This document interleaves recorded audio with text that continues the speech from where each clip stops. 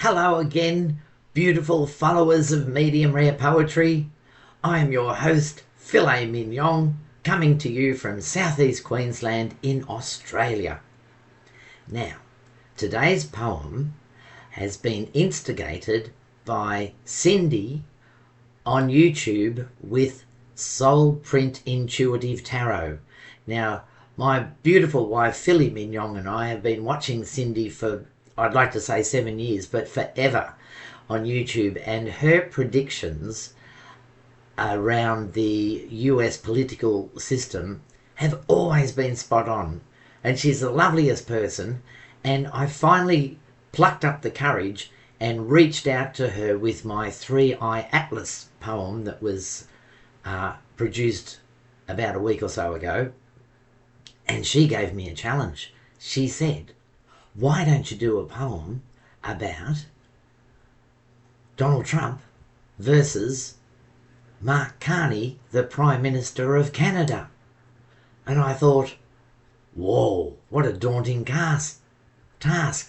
I'm Australian, she's Canadian. What do I know about Canada? Well, to begin with, we are Commonwealth brothers and sisters, and I know that Canadians are just wonderfully kind people, and they're bipedal, they're bilingual, and they're by your side at any time you like. So surely I could dredge up something to create a poem, and so I did.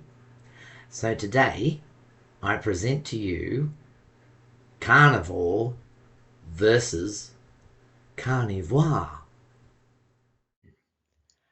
Carnivore versus Carnivore by Filet Mignon. If you're looking for good neighbours, I'd say Canada is best. The folks are kind and friendly, though they're tough as lemon zest. Their country is enormous in its beauty and its scale. To relocate to Canada would be the holy grail. So Donald couldn't stand to have a neighbour with such flair. His jealousy did overwhelm his presidential chair. The fact his northern neighbour was a brilliant high achiever, his first reaction was to go and grab them by the beaver.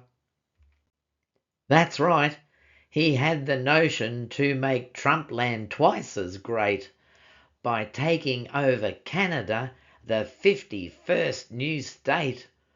Deluded that Canadians beheld him as their saviour, he threatened that he'd throttle them, his typical behaviour. Their universal health care was a right not to be had. Besides, it was too fair and made the profiteers look bad. Their drugs were inexpensive, and oh no, that wasn't right. Big Pharma had been neutered, and their greed was wrapped up tight. Canadians were healthy, their mortality was low, not like their southern neighbours where the graveyards overflowed. Their border always open, so the sick folk could come in.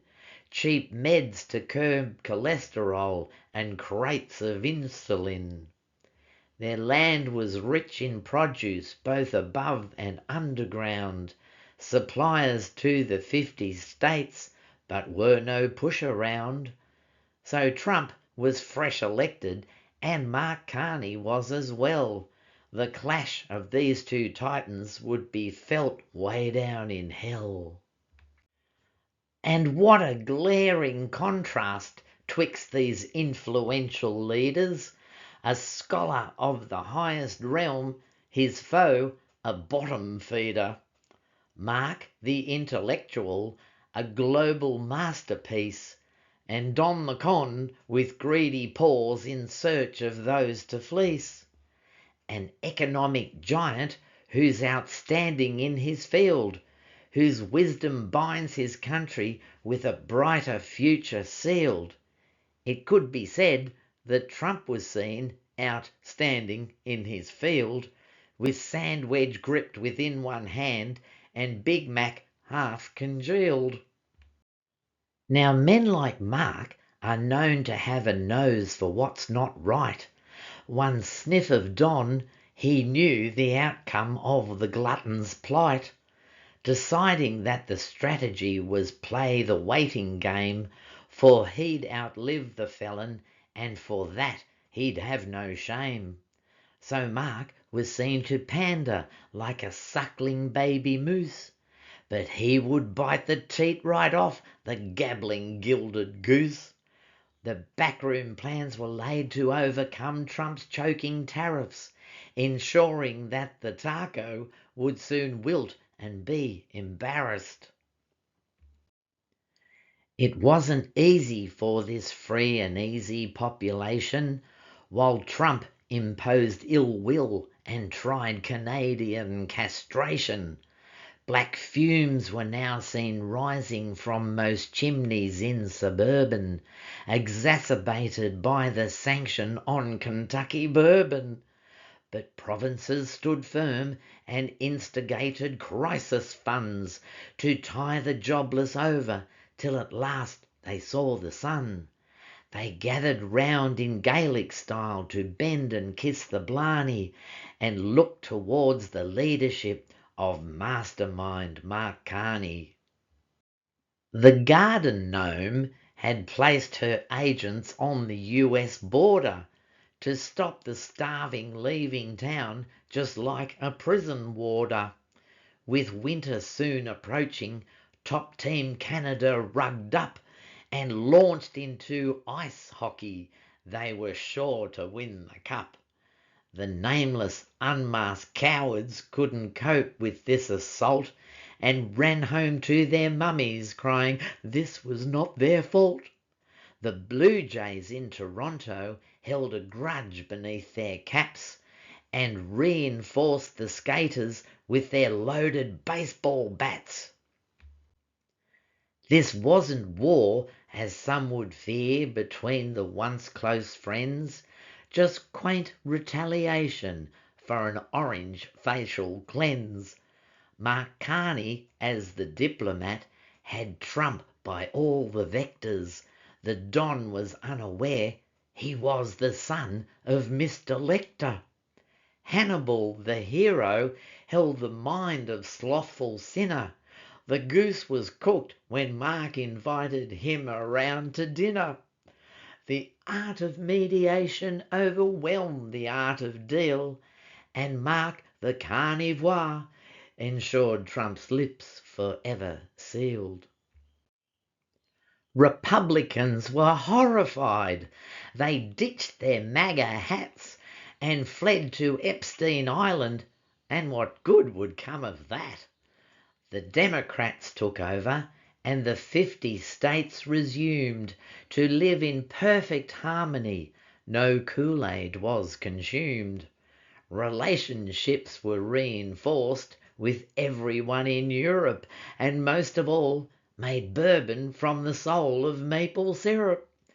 Now Canada's economy will boom with any luck.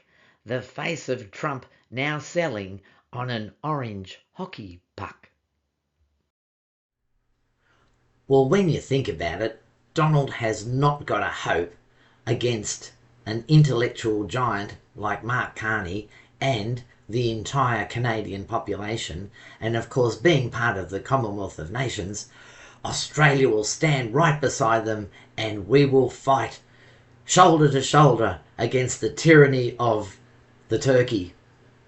Anyway, I hope you like the poem. Now, I'll put the link to Cindy's Soul Print Intuitive Tarot on YouTube down below in the description so you can check her out. She's marvellous. She'll give you a warm, fuzzy feeling.